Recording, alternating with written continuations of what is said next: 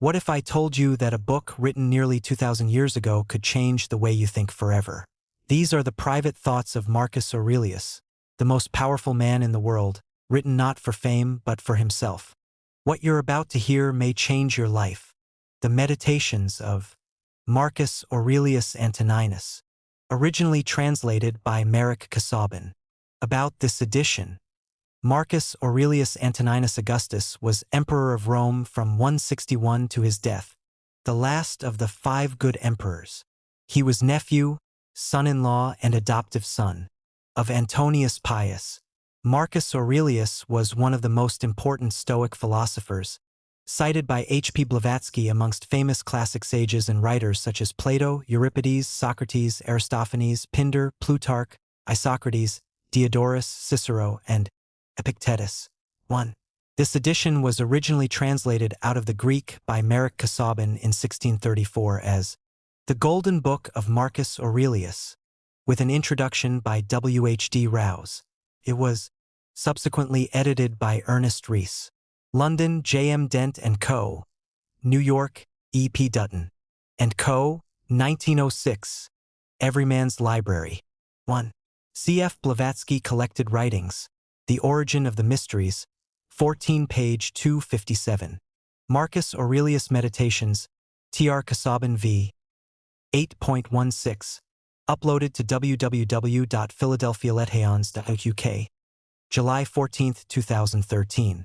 Living the Life Series. Meditations of Marcus Aurelius. Marcus Aurelius Meditations, Tr. Kasabin v.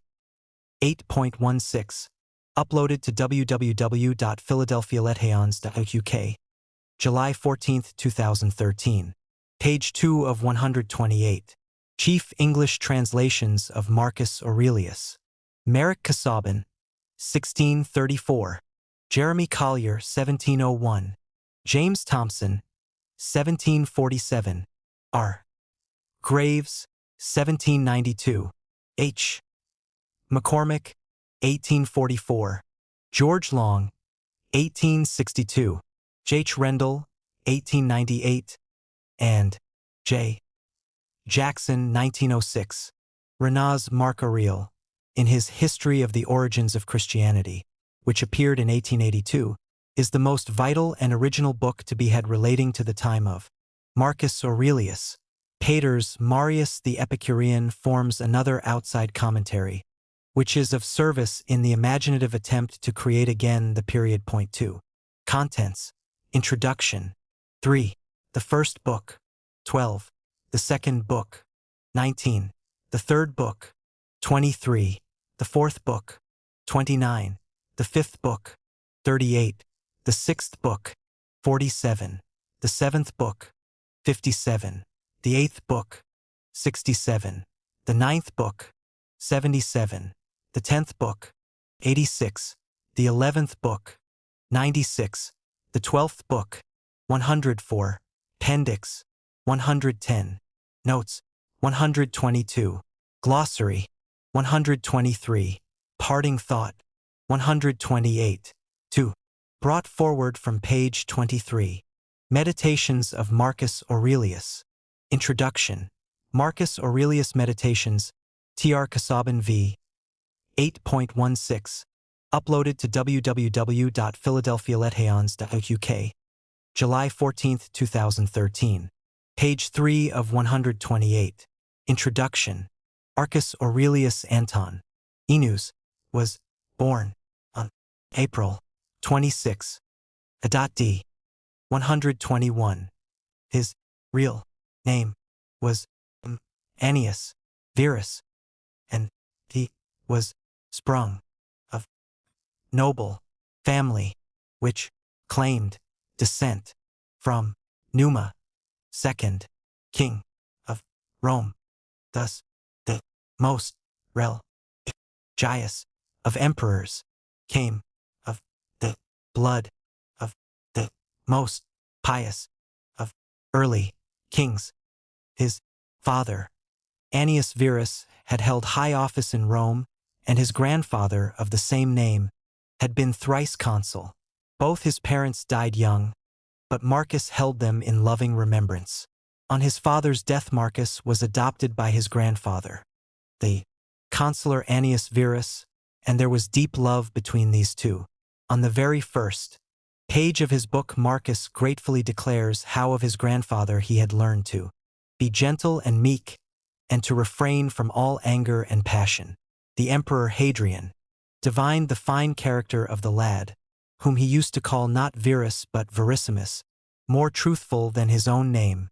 He advanced Marcus to equestrian rank when 6 years of age, and at the age of 8 made him a member of the ancient Salian priesthood.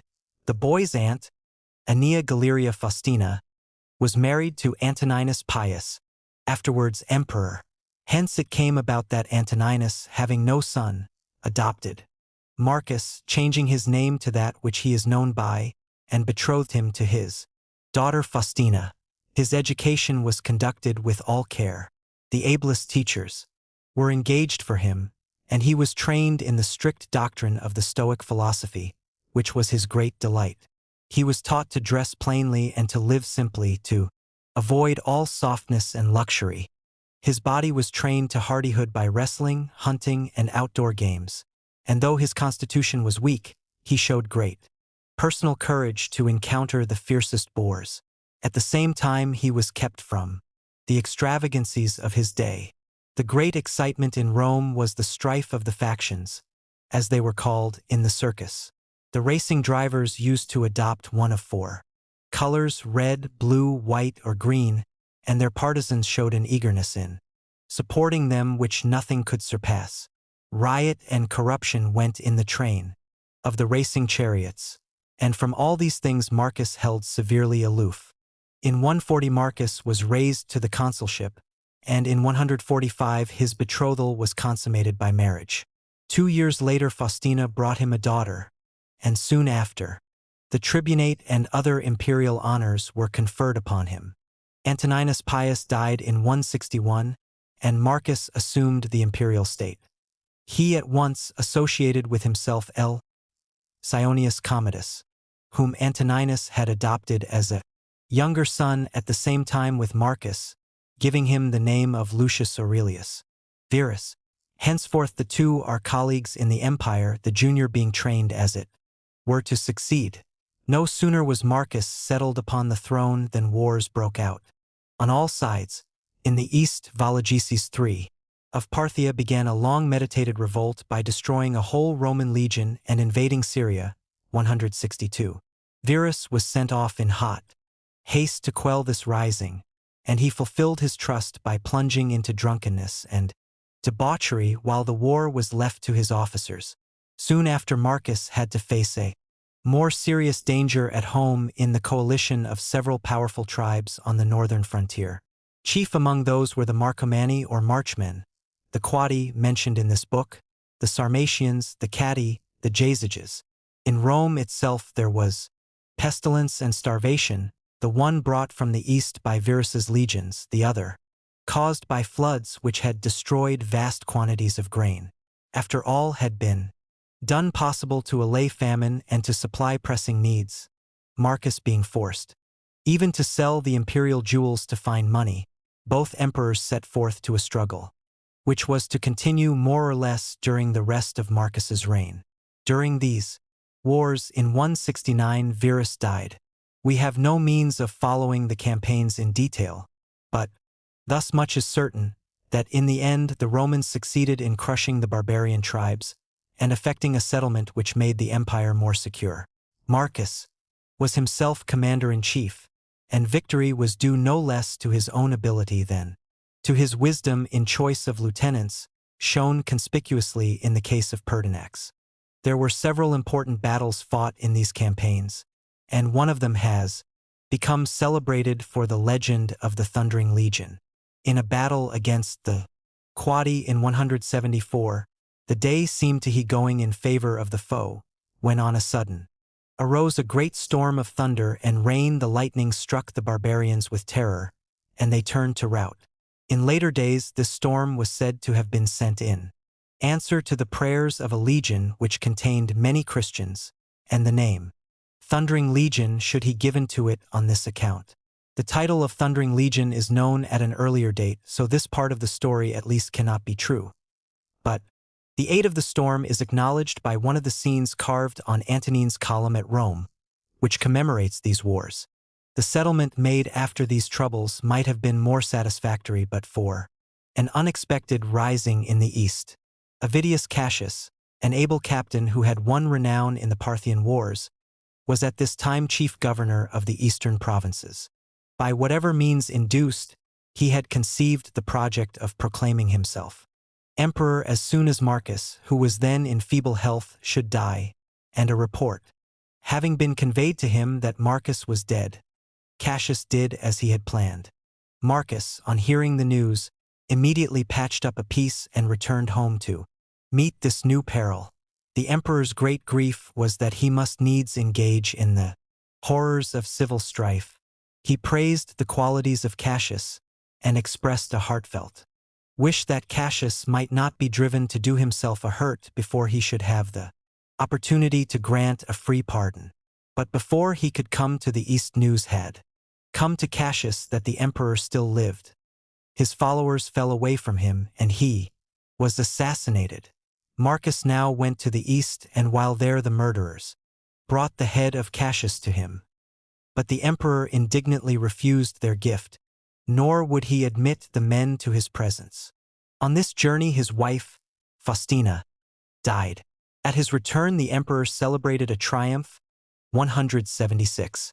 Immediately afterwards he repaired to Germany and took up once more the burden of war.